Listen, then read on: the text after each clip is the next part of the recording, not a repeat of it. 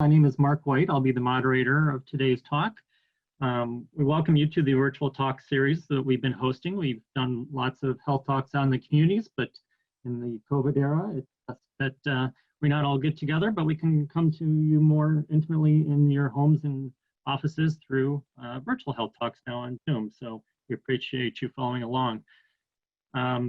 Just some housekeeping. At the bottom of your screen, you'll see the Q&A function. This is where you'll ask your questions for our nutritionist, dietitian Amy today. She'll be going through her presentation first, and we'll do the Q&A at the end, so a lot of your questions may get answered within her talk. Your audio and video will be muted, so you won't be able to speak, or we won't be able to hear you, but you can obviously see Amy and her presentation. And then, as I said, type your questions in the Q&A, and I'll be reading those off to Amy to answer at the end of the talk. Should you choose, there is an anonymous button that you can click if you choose to not have your name shown with your question. We will also be recording today's talk, and an email will be sent out within a few days. We post these talks as a video on our website. It takes us a couple days to turn those around, and then everyone who's registered for the talk will receive a follow-up email. You'll be able to watch it again and share it with friends and family, along with getting the contact information for Amy. Without further ado, then I'll go ahead and introduce Amy. She is an adult and pediatric clinical dietitian with sports and wellness interest. Lots of experience helping people with weight management and all sorts of nutritional needs. So without further ado, here's Amy. Thank you, Mark. Well, welcome to the Wonder Foods of Wellness. I am thrilled to be here today. I am honored and a bit overwhelmed with the response to this webinar, but thank you for your time and thank you for your interest in learning a little bit about foods that help us feel well and fabulous and energized. My presentation today is really going to focus on a few foods that really help us feel well and some science behind it. It is not by any means an all-inclusive list, but it is a chance to give you an opportunity to learn about some of these foods and some of the reasons why they do help us to prevent chronic disease such as cardiovascular disease, heart disease, cancer, diabetes, and weight management.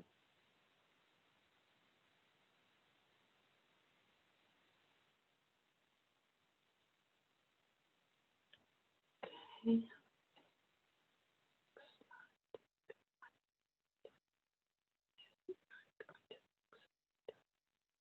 Okay,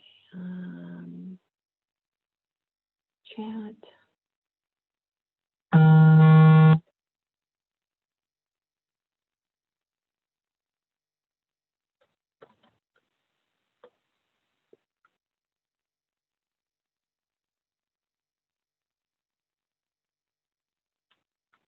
Okay, let me see here.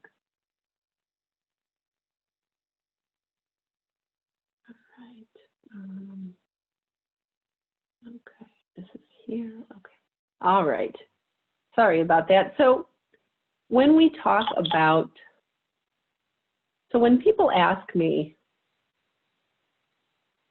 how do we eat healthy? And what does it really mean to eat healthy? I really try to talk about the MyPlate because that's a really nice starting point to discuss how we eat and how much we eat. So you can go on to myplate.gov and look at different options for choosing different foods. And each one of these foods provides vitamins and minerals in the right amount to give you a balanced diet. You want to eat a wide variety of foods. And for the clients that I've worked with, we've really looked at trying to keep portion control as an important part. And what I share with people is that you want to look at trying to eat at every meal a palm of fruit, a palm of vegetables, a palm of whole grains, a palm of lean protein, and some type of dairy source. Because all of these things together are really going to allow us to get what we need to be healthy. So when we talk about certain types of health and wellness, we're really looking at inflammation being the key here. And when we talk about heart disease or obesity or cancer, we're trying to find ways to lower inflammation at the lowest level. And one of the things that we talk about is what we call belly fat. Now, there's a term that we use in the business called visceral adiposity. That's just a really big term for belly fat. But what we know through the research is that when you have more fat around the abdominal area, you have a much higher risk of many types of chronic disease. And what we have found is that for men, it is a 30% increased risk of mortality when you have this belly fat, and even higher, 43% increased risk of mortality for women. And even for people who have normal weight but still have extra fat around this central area, they have a higher risk of mortality. And what we try to talk about with people is trying to make sure that for men, your waist circumference is below 40 inches, and for women, it's below 35 inches.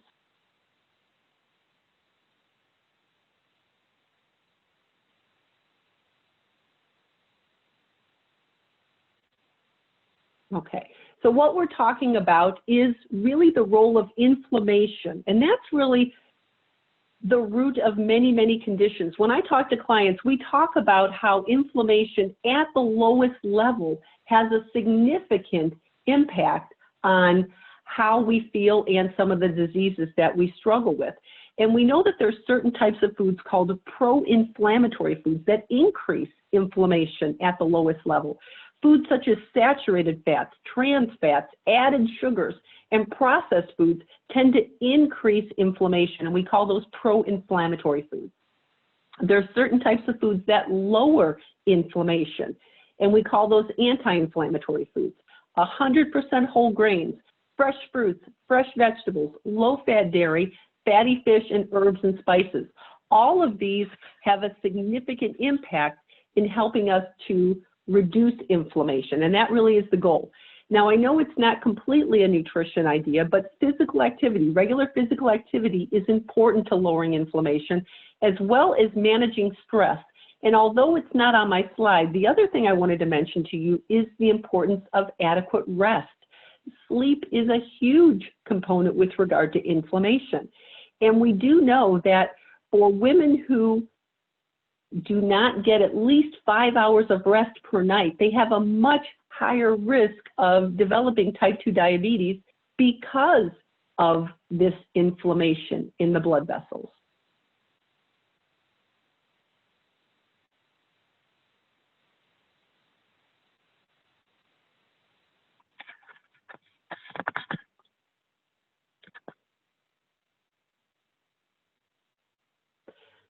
So when we first talk about saturated fat, we're really looking at foods that increase inflammation and things that we want to lower in our diet. Things like whole milk, high-fat cheeses, coconut oil, palm oil. All of these things tend to increase inflammation in the body. And we have seen through the Nurses' Health Study, which is a study that looked at a number of nurses over a number of periods of time, that a high saturated fat diet increases what we call CRP levels. And don't get bogged down in the science, just understand that CRP is a marker of inflammation, and that really does tell us if there's more inflammation going on in the body. Another study looked at 3 different breakfasts being offered to men. One had butter, which is high in saturated fat. One contained olive oil, which was high in monounsaturated fat, or one had walnut oil. And they gave these men the same breakfast for 3 weeks, and they found that butter, high in saturated fat, increased the risk of what we call TNF, another inflammation protein in the body.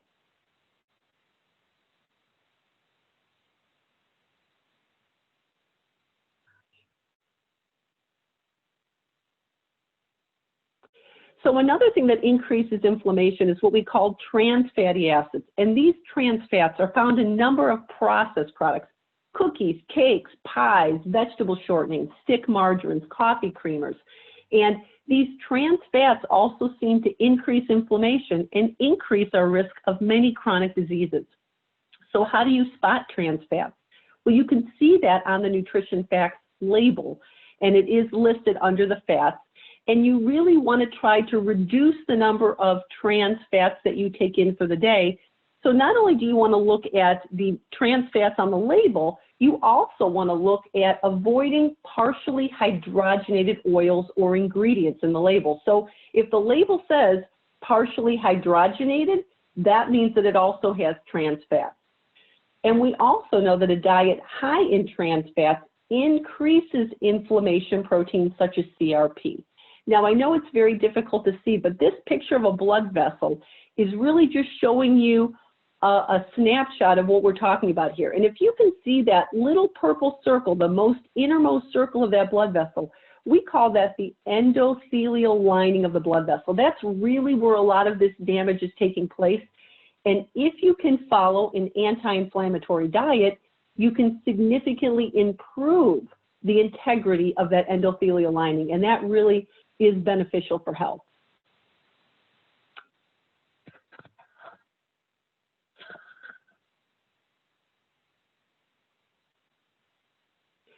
So the next thing we talk a lot about is added sugars. I know this is a hard thing for people, but added sugars really do increase our risk of many types of chronic disease.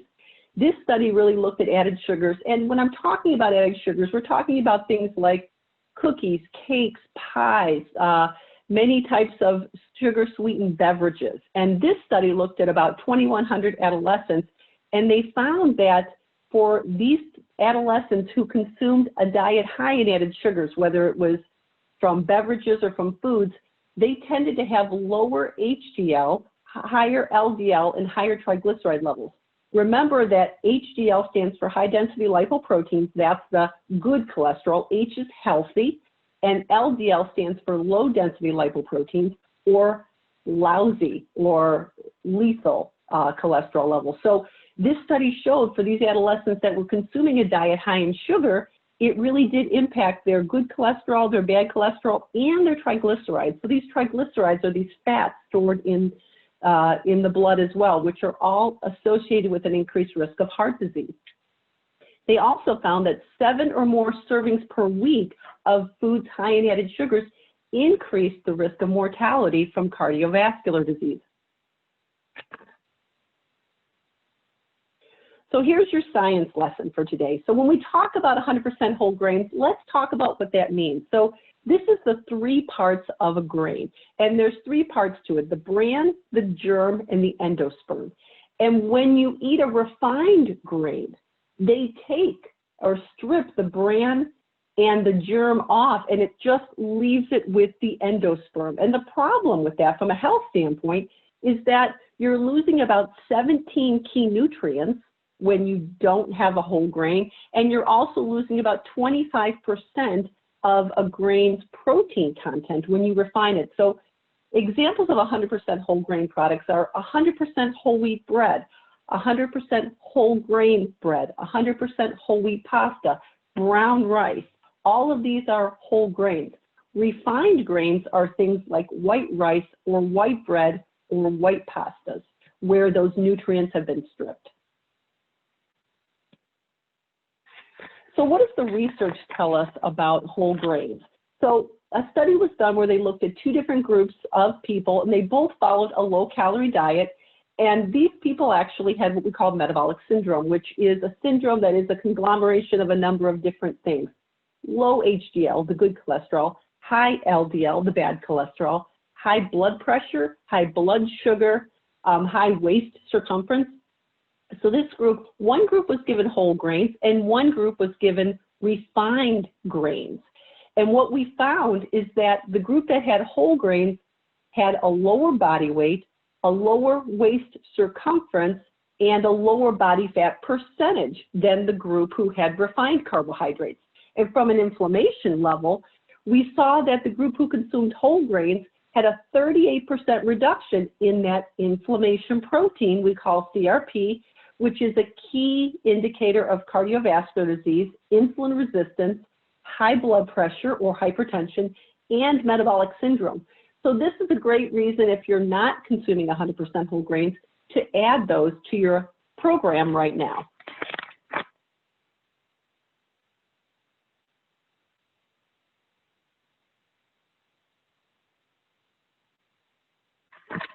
Okay, so we've talked a little bit about groups in general, but now we're going to talk about some specific foods. So apples, you've heard the saying before, an apple a day keeps the doctor away. Well, there's some truth to that because apples have antioxidants called bioflavonoids, and they tend to help reduce the risk of free radicals, these damage-causing chemicals in our body. And apples are also very high in dietary fiber, which helps to lower cholesterol, may reduce the risk of stroke, prostate cancer, type 2 diabetes, and asthma, and they may help promote healthy blood sugar levels and may be positive with regard to limiting the amount of colon cancer cells in the body. Now, that being said, none of these foods themselves will directly correlate to lowering a certain type of disease. I want to be clear about that. But I think all of these foods together, along with a healthy diet, along with physical activity, stress management, can be things that can really help improve how you feel and help reduce the likelihood of chronic disease.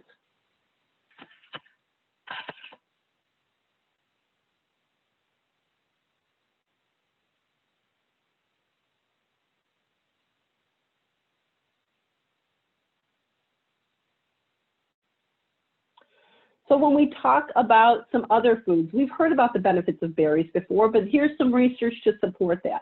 So this looked at the role of berries and vegetables with regard to hypertension or high blood pressure. So they looked at 134 people in the nurses, 134,000 people in the nurses' health study and 23,000 men in the health professionals follow-up study. And none of these people had high blood pressure or hypertension at the beginning of the study, and they followed them for 2 years. They found that the components of these products, the blueberries, the dark chocolate, the red wine, they have a pigment called anthocyanins. Once again, don't get lost in the science. Let's just keep in mind that there's something in these blue fruits and vegetables that helps to lower blood pressure. And we found that blood pressure was reduced by 8% when these participants consume them. And it might be due to the fact that there's a component in these foods that tends to open up the blood vessels a little bit and help to lower blood pressure.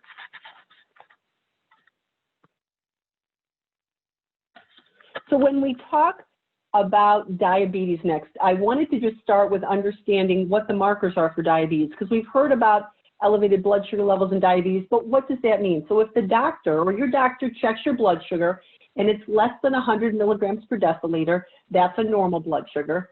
There's another indicator, what we call prediabetes, where you're at a higher risk of developing diabetes, where your blood sugar might be at about 100 to 125.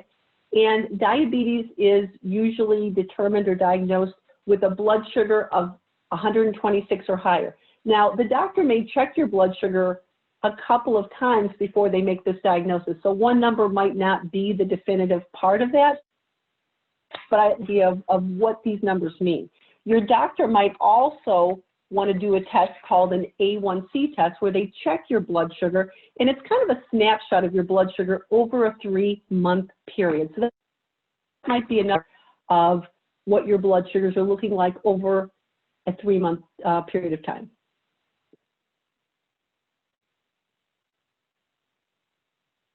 So when we look at the role of blueberries, as we mentioned before, there's benefits to berries. And, you know, diabetes is a very prevalent condition that we struggle with here in our country. We have 25 million people in this country with diabetes. 18 million people have been diagnosed, and 7 million people have been undiagnosed with diabetes. And another 79 million people have been diagnosed with prediabetes. So this is a great opportunity to use nutrition whenever you can, along with healthy lifestyle, to improve your health. So they did a study, what we call a double-blind placebo-based trial. It's kind of the gold standard for research. And they gave these group of people, these 32 overweight people, and they gave them different things. And one group got 2 cups of blueberries a day, and the other group did not.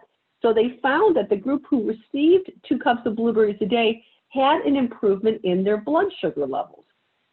So once again, this is a small study. More research needs to be done, but there seems to be some benefit with regard to consuming blueberries and improved blood sugar levels. So what a great way, what a great idea to make sure that you have blueberries in your diet.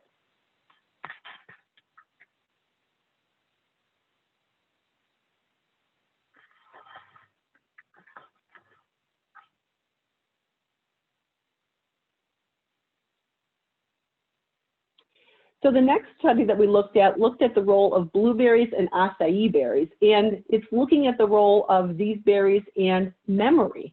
And it may be helpful for people who are at increased risk of cognitive decline or dementia to try using these to help.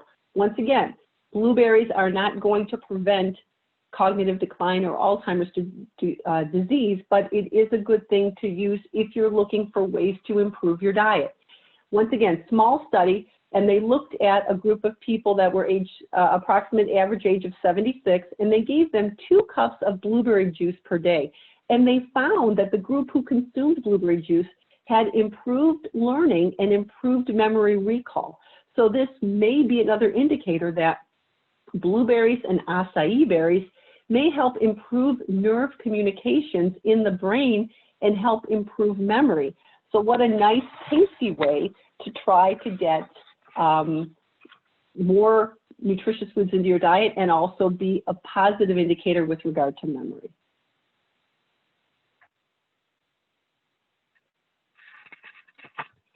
So when we look at the benefits of strawberries, there was a study that was done that looked at the role of strawberries in cardiovascular disease.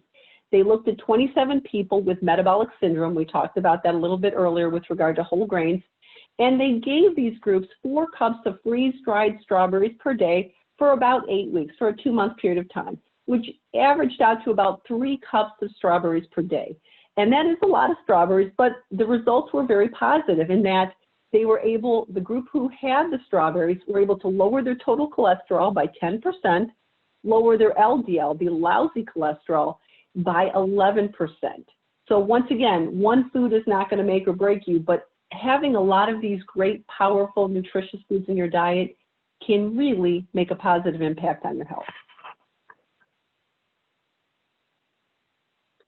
So cherries are another great addition to your nutrition program when they're available, when they're in season. Cherries have great anti-inflammatory properties. They're high in potassium, and potassium is very important for regulating blood pressure. The recommended amount of potassium in the diet is 3,500 milligrams, and a number of high potassium foods tend to be found in fruits and vegetables, which is always great.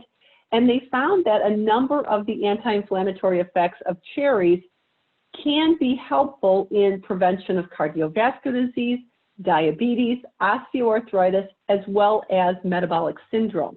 The other thing I wanted to mention about potassium, with the new food label, the new nutrition facts panel, potassium is now listed on the label, so you can actually see how much potassium is in that product, which is wonderful. It's definitely a way to get more potassium into your diet. Now, I'm sure you've heard the term cruciferous vegetables. When we talk about cruciferous vegetables, we're talking about things like cabbage and broccoli and cauliflower. And we know that these foods are very powerful and they have wonderful health benefits. Once again, this research study, don't get bogged down in the science, but just understand they did a study with a little more than 1,000 middle-aged women from Asia. They asked them to do what's called a food frequency questionnaire. What types of foods are you eating and how often do you eat them? And they found that for the ladies who consumed the most amount of cruciferous vegetables, they had the lowest levels of inflammation in the body. TNF is an inflammation marker.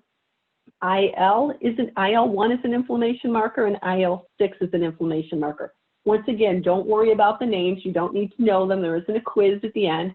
Just know that cruciferous vegetables can also help lower inflammation in the body, which over time can help improve reduce our risk of heart disease, diabetes, cancer, and help promote weight loss, if that is your goal.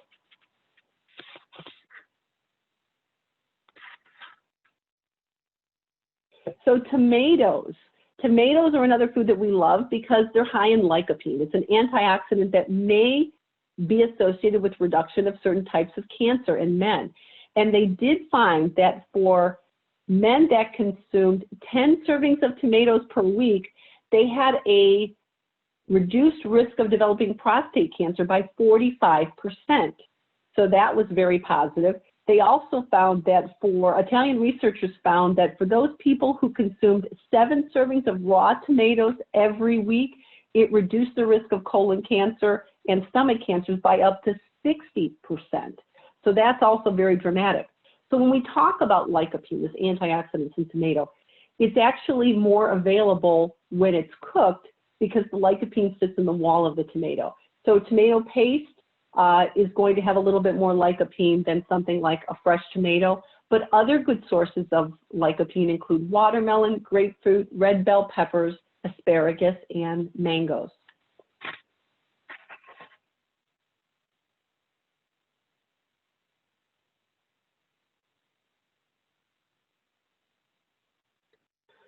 So now we're going to talk a little bit about dairy, okay? We definitely need to make sure that we're getting some type of calcium and some protein and some vitamin D, and that's what dairy provides to our body.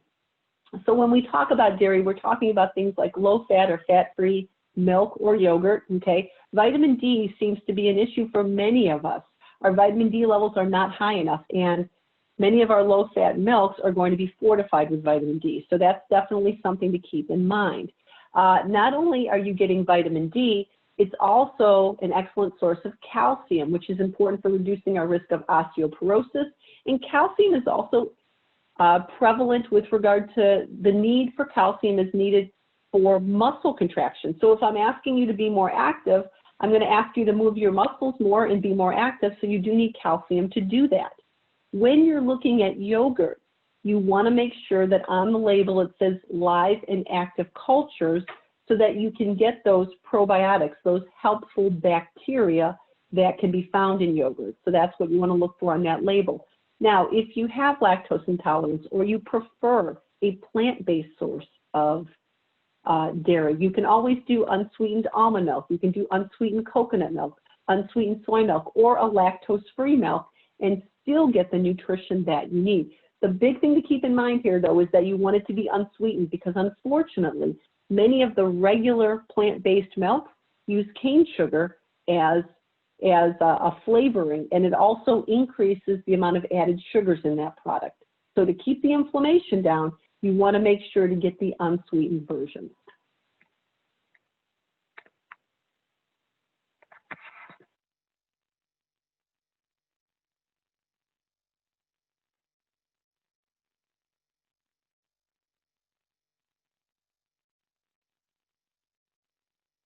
My mouse has a mind of its own. I apologize for that.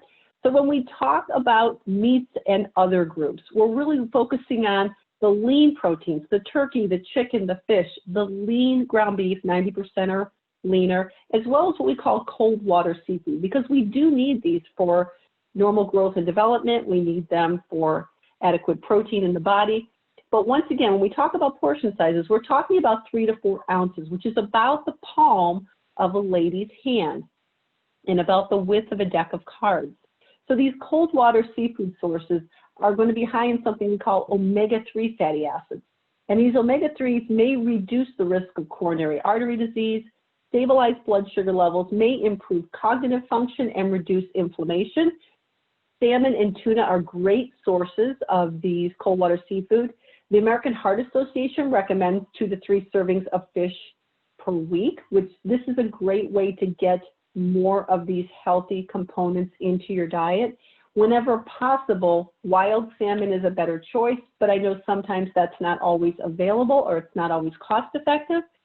Keep in mind that there are some more inexpensive ways to get some of these as well. You can do canned salmon or you can do other types of tuna.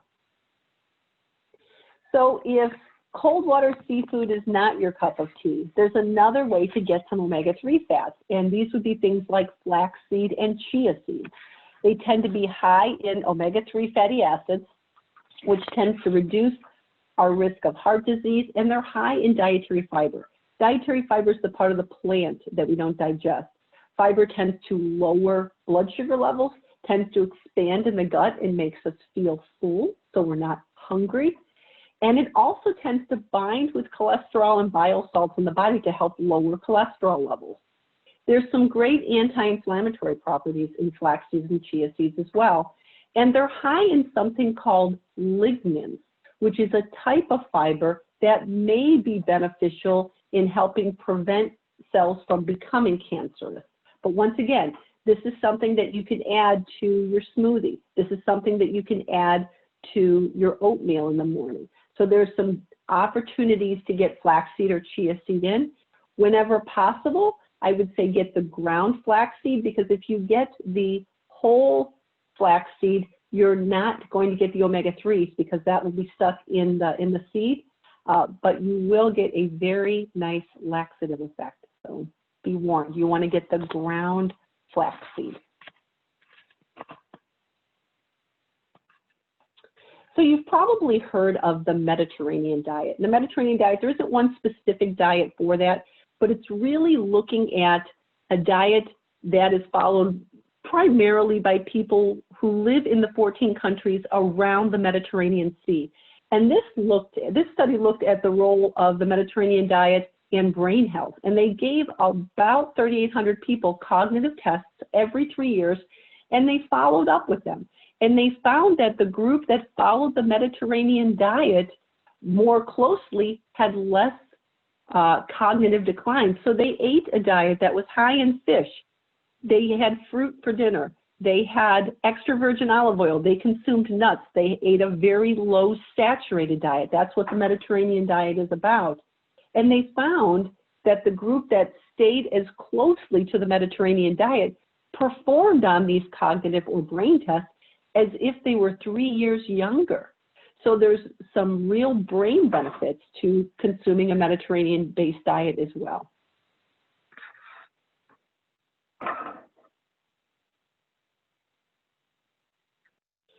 So nuts are another great addition to our program. And when we talk about nuts, we do need to talk about portion size. A serving size of nuts is about 1/4 of a cup. And they're very high in what we call monounsaturated fats and polyunsaturated fats. And they may help to reduce our risk of coronary heart disease, as well as improve HDL levels. Remember, H is healthy, that's the good cholesterol. They also contain something called arginine. Arginine is a type of what we call an amino acid. It's a building block of protein, which may make the blood artery walls more flexible. And you want flexible blood vessel walls. You don't want very rigid blood vessel walls, because you tend to have more risk of heart disease when they're not flexible and elastic. Walnuts also contain high amounts of alpha-linolenic acid, which may be beneficial in helping to clear LDL, the bad cholesterol, from the body. We have seen that elevated LDL levels tend to increase our risk of heart disease.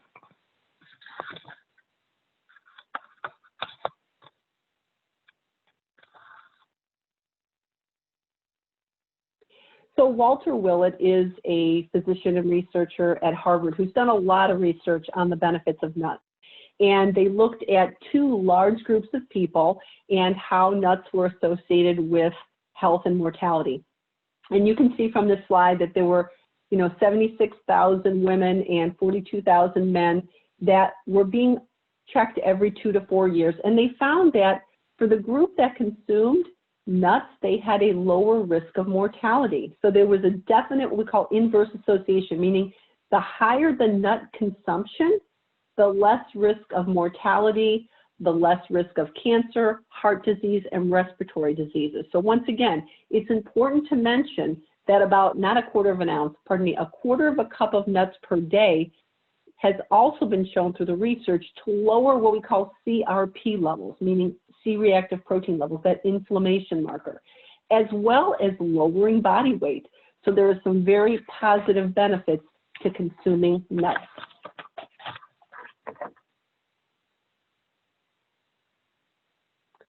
So the next thing on our list is olive oil. And I love to call this liquid gold because there's so many benefits to extra virgin olive oil. It's high in what we call monounsaturated fats and plant compounds. And a study from the Journal of Neurology looked at people over 65, and they found that the higher the amount of monounsaturated fatty acids they consumed, the less cognitive decline they had over a 6-year period. So when they consumed foods with monounsaturated fats, such as extra virgin olive oil, nuts, seeds, avocado, nut butters, they had less cognitive decline, meaning that their brain function was higher during that 6-year period. And they also found that for participants that ate more foods with saturated fat and trans fats, remember that those were pro-inflammatory foods, they had more cognitive decline. They did not do as well with regard to a number of the brain health tests. So some other benefits of extra virgin olive oil. It may increase HDL, the good cholesterol, reduce LDL, the bad cholesterol, and decrease something we call platelet aggregation. That's kind of where in the blood vessels things get kind of clumpy, and when you have more clumping, you have a higher risk of stroke or heart disease, and it may also improve the longevity of cells. And there's a great component in extra virgin olive oil called oleocanthal that may have anti-inflammatory properties as significant as ibuprofen. So this is a really powerful way to help lower inflammation in the body. That being said, we still want to watch the amount that we're consuming. A tablespoon of extra virgin olive oil, and I would encourage you to purchase the cold pressed olive oil because it's going to be least processed. It'll say right on the label, cold pressed. That is still 100 calories and 14 grams of fat. So it does add up if you're consuming a lot of it. So you do want to watch your portions as well, but there's some real health benefits to olive oil.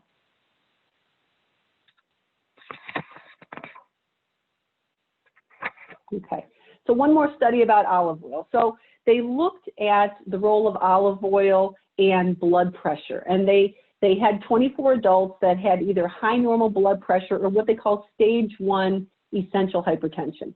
And that's if the blood pressure was elevated a little bit, anywhere from 130 to 139 on the top level, which we call the diastolic, and then on the bottom level, the systolic of 80 to 89 millimeters per mercury, pardon me. So they looked at 2 diets over 4 months, and they gave people extra virgin olive oil for 60 days versus no extra virgin olive oil. And they found that the extra virgin olive oil decreased the systolic number by about 7 millimeters of mercury, and the top number, or pardon me, the bottom number by 6 millimeters per mercury, just by incorporating the extra virgin olive oil into their plan. And it also lowered C-reactive protein, that inflammation marker that we've been talking about for quite some time.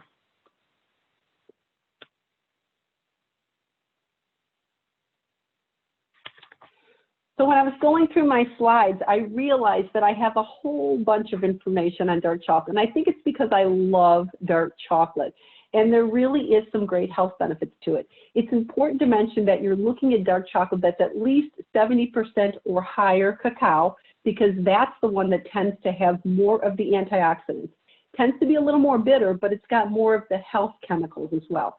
And what we found with the research is that dark chocolate may help prevent blockage of LDL because it tends to lower inflammation in the cells in lining the arteries that tend to gobble up that bad cholesterol, that LDL. And we know that a higher amount of LDL tends to increase our risk of heart disease. And dark chocolate has something called flavonoids, which are a type of antioxidant that may decrease the damage that LDL does. And it also tends to have some properties similar to aspirin that acts somewhat like a blood thinner. So another benefit to dark chocolate is it tends to increase HDL, the good cholesterol, and it may help lower our risk of heart disease. For every 1 milligram improvement in the HDL, or the good cholesterol level, you get a 2% reduction in the risk of having a heart attack, which is always very positive. So there have been several studies that have linked dark chocolate consumption with higher HDL levels. So there was another study done that looked at the role of dark chocolate and enhancing or promoting brain function or cognitive function. They found a British study looked at participants that ate dark chocolate, and they found that for the groups that ate more dark chocolate, they had quicker reaction times, and they reported a noticeable uptick in mood and energy levels, which is also very positive. That being said, let's talk a little bit about portion control as well. When we talk about the appropriate amount of portion of dark chocolate, we're talking about maybe an ounce, not an entire bar or not an entire store of dark chocolate. About an ounce is what we're looking for, up to maybe 2 ounces. But dark chocolate still has calories and it still has a high amount of fat, so we do have to be cautious about how much that we consume. So I loved this study. They looked at almost 2,000 older gentlemen. Their average age was 76, and they asked them about their candy preference, like what type of candy do you like and how does that affect your well-being? They found that the group that consumed more chocolate had lower BMI, meaning their body mass index, their weight to height ratio. They had a lower waist circumference, and they were more physically active, and they had better health overall than the group that ate other types of candies. The chocolate group also stated that they weren't as lonely, they had higher happiness levels, and they had a more positive outlook about the future and lower depression scores. And they found that for people who consumed more chocolate, they just seemed to have better health, they were more optimistic, and they had better psychological well-being overall.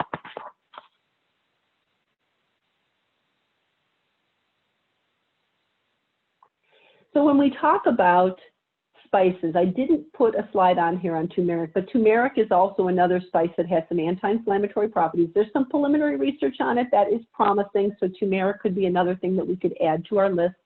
But here I talk a little bit about ginger. And ginger may actually inhibit prostaglandins, and prostaglandins are these components that tend to cause more clumping as well, more of that aggregation in the blood. So it tends to help reduce that. It may help assist with lowering post-exercise soreness, and it may be helpful in treatment of rheumatoid arthritis and osteoarthritis. It is important to mention that if you're taking a vitamin or a mineral or an herb, please make sure to stay in touch with your physician and your registered dietitian, because you may be taking a prescription medication that might interact with these in one way or another, but your healthcare provider does need to know that, just so that we can care for you in the best way possible.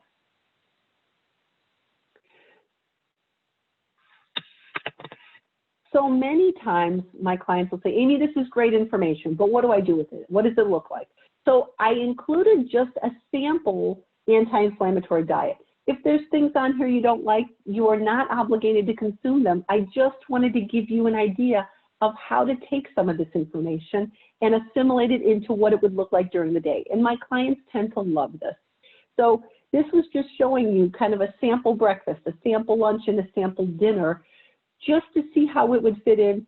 By all means, this list that I've shared with you today is not all-inclusive. There should and could be many more things on it, but from the factor of time and just keeping it to an appropriate amount, this is what we covered today, but of course there can be more items on it.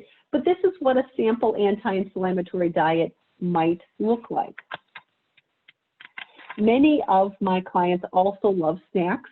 So they're asking me, well, what kind of snacks can I have? And you'll notice on my list, there aren't a lot of processed foods, because we know that the processed foods increase inflammation in the bloodstream. So these are some snacks that you can do in the morning, in the afternoon, or in the evening. As I mentioned here, you can do a trail mix with, and they have 70% or higher dark chocolate chips.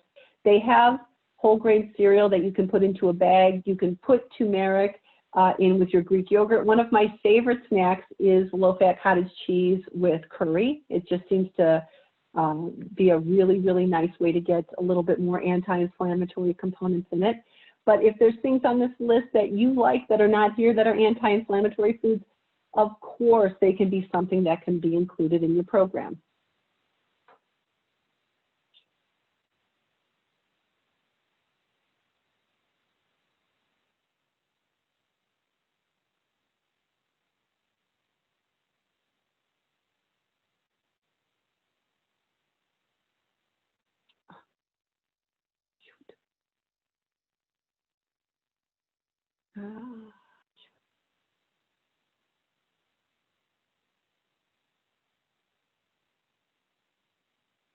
So the other thing I wanted to mention is that this is a very brief assessment of some of the foods that we can include in your diet to make you feel well and fabulous, but our wonderful team of registered dietitian nutritionists at University Hospital's Cleveland Medical Center can support you and help you achieve optimal health.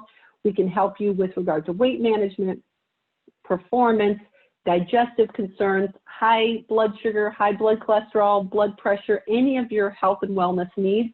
You can follow us on Twitter at this handle here. I do need to mention that a physician referral is required to see us. We would love to see you, but we do need a physician referral. If your physician is a university hospital physician, they can put that into the electronic medical record, and it's very seamless. If you have a non-university hospital physician, we can, of course, assist you with getting that referral as well so that we can see you. I also wanted to mention that we have telehealth appointments available. With the stay-at-home order, we're trying to meet you where you're at. We're trying to stay safe. We're trying to help you stay safe.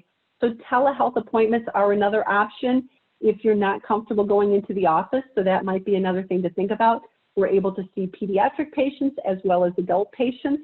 And I've also included the webpage for our clinical nutrition department as well, if you would like some more information about our great team. Thank you very much for your time. I'm going to hand it over to Mark to see if we have some questions. Thank you very much, Amy. Just to let everyone know, this video or this webinar is being recorded, and a video will be posted on our website. A couple questions about people asking if they can get the slides. You'll get a link within a few days, probably early next week, that will give you a link to this recording, and you can see it and view it again on our website that way. We're going to jump in to get as many questions as we can answered here in the next 10 minutes. We had a couple of questions come in prior to even the start, so we'll start there. Person asks, I have rheumatoid arthritis. What foods will help me feel better? I follow the Whole30 diet at times, but it can be challenging. That's a great question. So obviously rheumatoid arthritis is a condition that's associated with inflammation. So I would strongly encourage following an anti-inflammatory diet. Many of the foods here would be beneficial for that. I am familiar with the Whole30 diet. It is hard to follow long-term, and that's my concern with some of these programs, is that if you're not able to sustain them, you're not always able to see long-term benefits. So however we can help you find a way to sustain a lot of those things would be very helpful. With regard to inflammation, anti-inflammatory foods can help lower inflammation associated with rheumatoid arthritis as well as osteoarthritis. And we can't take your pain away, but we can lower how often those nerves are firing and how much pain you may be experiencing associated with that condition. So the long answer is an anti-inflammatory diet would be very, very beneficial for rheumatoid arthritis. Great. Our next question is, my son has GERD and would like to know some foods and spices that would be helpful in the diet for this. Okay, so the question is regarding her son who has GERD, which is gastroesophageal reflux disease. And spices are one of those really tricky things with GERD. I think it's a very individual idea. I would say you really need to try a small amount of different spices that your son might be able to tolerate and see how he does. I tend to be a bit conservative with regard to incorporating things like that, specifically with regard to digestive concerns. So I would say you might want to try something, a very small amount of ginger, and see how he does with that. That tends to be pretty easy on the gut. And if he does okay, then maybe a little bit later or a few days later, incorporate a little bit more. But I tend to take a very conservative approach with incorporating new items into the diet. But I would say ginger would be a great start. Our next question is, on a diabetic food plan controlled by diet, are there any carbs that don't increase blood sugar and promote healthy weight loss? Beans increase my blood sugar. You know, that's a good point. So this person was saying that beans increase their blood sugar. I would say that you're probably going to know and be able, if you're testing your blood sugar, know which foods tend to raise it. I'm always going to encourage carbohydrates that have more dietary fiber, but beans are a great source of complex carbohydrates and dietary fiber, but they seem to be raising your blood sugar. I would say trying a number of high fiber foods, such as whole grain breads or whole grain pastas, even a small amount of them, and seeing how they impact your blood sugar. as somebody who has diabetes or anyone who's following a healthy diet, carbohydrates are important. I know sometimes carbs get a bad rap with some of the diets out there, but carbohydrates are our body's preferred energy source. So we do need some carbohydrates in our diet. We need some whole grains. We need some fresh fruits. We need some low-fat dairy. All of these groups are what we consider carbohydrates. So I would say, seeing if you could even try some other foods with dietary fiber, or the other thing is, I'm not sure what type of beans raised the blood sugar, but even trying a different type of bean to see if it would help, because what we know is that dietary fiber tends to slow the absorption of glucose into the bloodstream and helps to lower blood sugar levels. Our next question is, are there any specific foods that would help improve a calcium score test results? This person has 3 arteries have a score of 0, but 1 artery has a score of 195. You know, that is a great question. I would say that would be a question for your doctor. I am not familiar with knowing if there's specific foods that would improve that calcium score, but that would definitely be a conversation to have with your doctor. I don't want to steer you in the wrong direction, so I would say that would be a question for maybe your primary care physician, or if you work with a cardiovascular physician, that would be a good question. Our next question is, what are the health benefits of adding ground flaxseed to cereal, salad, spaghetti sources? And how much do you need to eat in order to get any health benefits from flaxseed? Great. So the question was about ground flaxseed. And I would say, once again, I tend to be a bit conservative. I would start with a teaspoon and see how you tolerate it. As we mentioned in the program, ground flaxseed is high in omega-3 fats, so it may be positive with regard to anti-inflammatory properties, tends to be high in dietary fiber, so it may have some other health benefits. I would say that it's a good incorporation of ways to get a little bit more omega-3s in your diet.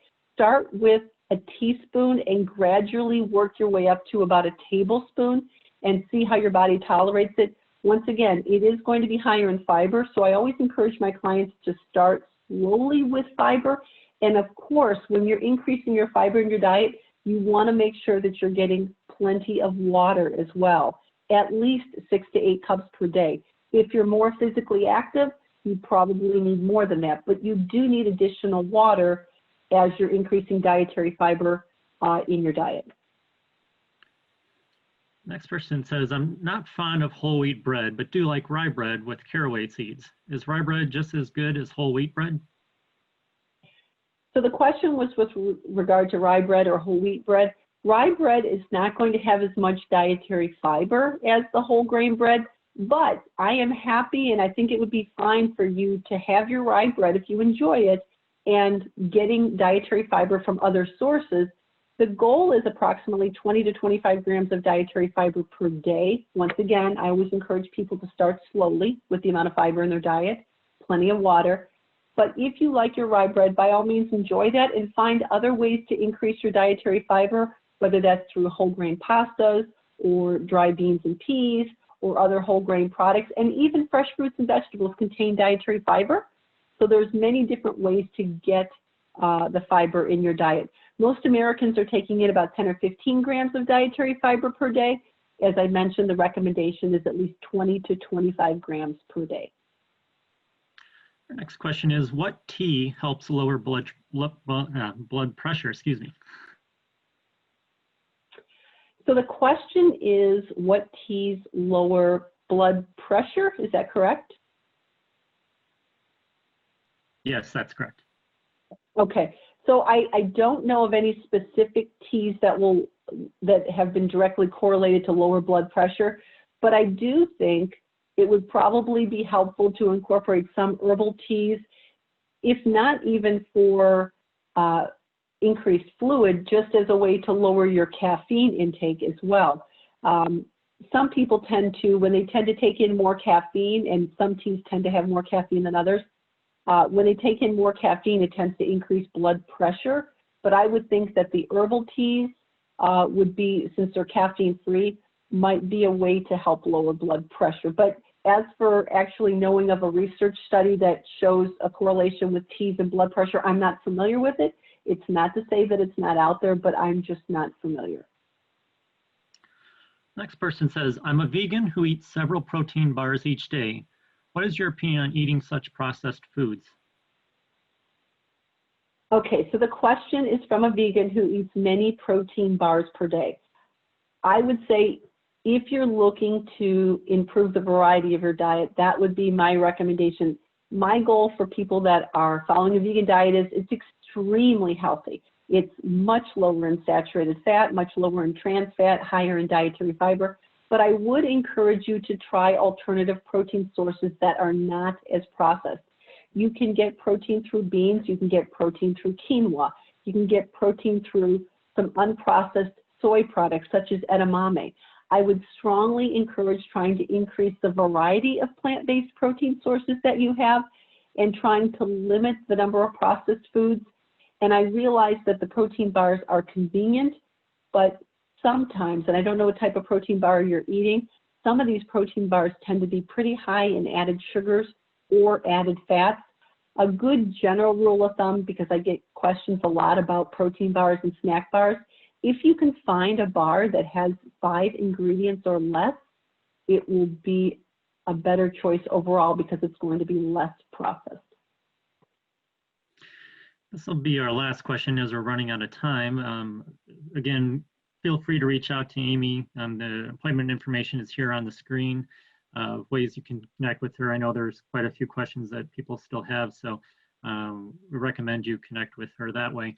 But the last question was regarding blueberries. Should you spread them out throughout the day or all at once, or what's the best time of day to have them?